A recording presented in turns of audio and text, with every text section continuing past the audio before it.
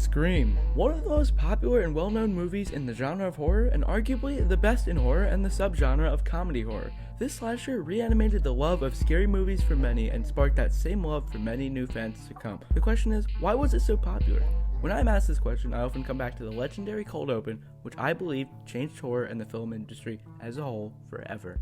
What's your favorite scary movie?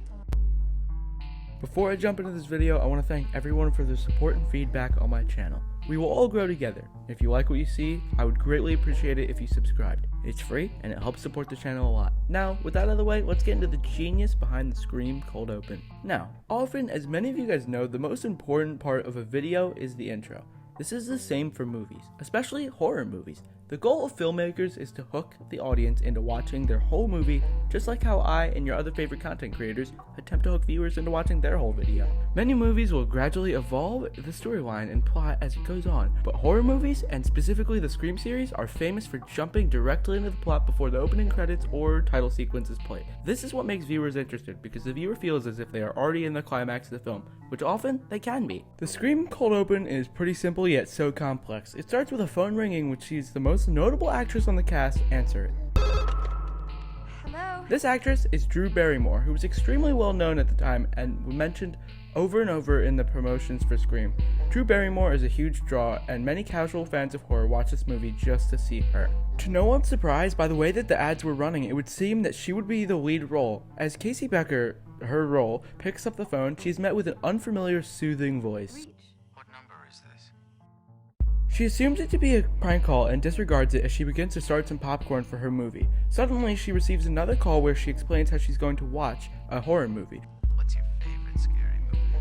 This certainly excites the caller as he starts asking her all sorts of questions regarding her favorite horror movie. Soon enough, they are casually chatting and flirting until the caller says something that creeps Casey into hanging up prematurely. I want to know who I'm looking at. Casey starts to get nervous as she is home alone just like we all do when we watch horror movies home alone at night. Strangers. Suddenly, she receives another call that is far more menacing and leaves her to be rightfully terrified. What do you want? To see what your insides look like. As Casey is scrambling to lock the doors, she threatens to call the police when suddenly the doorbell rings. But she receives another call which sees the caller berate Casey for being a stupid horror protagonist. There, don't you watch scary movies? It's a death wish. Luckily, Casey has a boyfriend who's big and strong and plays football. Although the caller is not intimidated, he says he already knows of said boyfriend, who's on the patio tied up. Then we all notice how the caller is far ahead of his time as he lets out his best John Kramer impression 8 years before the first Saw movie. I want to play a game. I think the voice should be a little deeper, but otherwise, he's got the spirit. The game that the caller proposes is horror movie trivia, my favorite. The first question is quite simple. Who is the killer in Halloween? Casey reluctantly spits out Michael Myers, which the caller congratulates her for. Unfortunately, that was just the warm-up question, and now the caller says is the real question. Name the killer in Friday the 13th. Jason! Jason! Jason! With no hesitation, Casey immediately incorrectly shouts Jason as being the killer, and we all know that Jason did not show up until the sequel. That's the wrong answer. That causes Casey's boyfriend to be removed from the situation as he is stabbed and swiftly eliminated from the movie. The final trivia question time has come for Casey, but new category. What door am I at? Things get more intense as there is a chair thrown through the window and the popcorn begins to combust, but Casey is still brave enough to equip herself with a knife like a smart horror protagonist. Casey crawls around her house as she sees her parents pull in the driveway.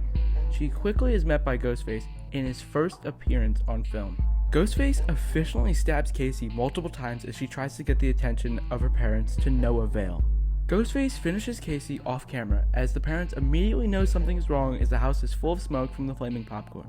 As Casey's mom is about to call the police, she hears Casey on the other line and is completely taken back by the terrifying sound of her daughter suffering. In complete shock, she leaves the house to go to the neighbors and drive away and alert the police, when suddenly, unexpectedly, she sees her daughter hanging from a tree and gives out an ear-piercing shriek.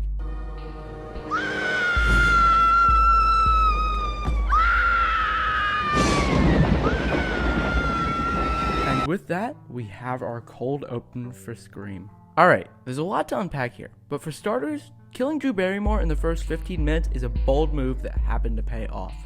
Drew has stated that one of her biggest pet peeves in horror movies are the incompetent main characters who would always be, quote, slugging through the end of the film to eventually survive.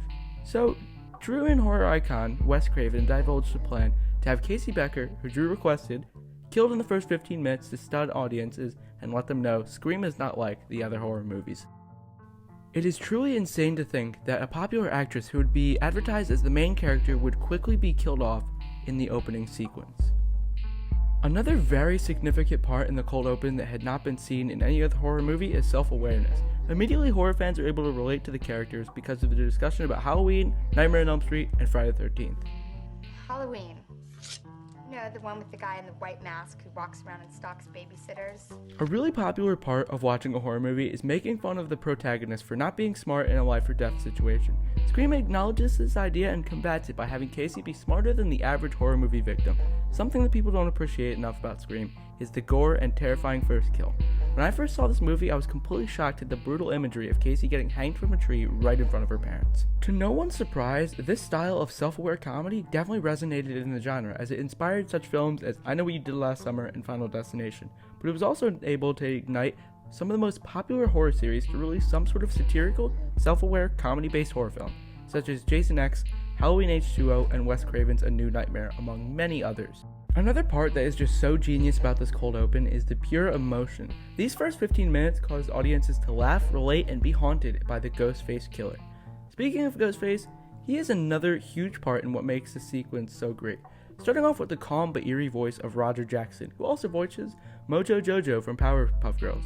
Jackson went through a lot during the filming process to hide outside of the house looking in the window as he delivered the terrifying lines that have become so famous. Roger Jackson mentions how he was always on set hiding during the phone call, but Neve Campbell, who plays Sydney, has stated that she had no clue where he ever was during the filming process, which adds to the creepiness and horror aura of the film. Overall, this cold open was able to completely shock audiences and was the beginning of a 4-movie, $300 million franchise, which has a 5th that was just recently confirmed. I have expressed my love of this movie and cold open over and over again, but I truly urge anyone who has not seen this movie to go watch it now, as it is and most likely will always be my favorite horror movie. The cold open is seriously stunning and flawless as the combination of horror, comedy, self-awareness, and creativity mix to become a legendary sequence, which will not be forgotten and will always be synonymous with being one of the best scenes in all of film. Often, when I express my love of Scream, people ask, what is my favorite part of the movie? To which I arrogantly reply, the genius cold open. Thank you guys so much for tuning in. Despite the short length, this video did truly take forever for me to make, and I really put a lot of work into it, and I'd really appreciate it if you guys could just like, subscribe, share the content. Thank you guys so much, and stay cool, fellas.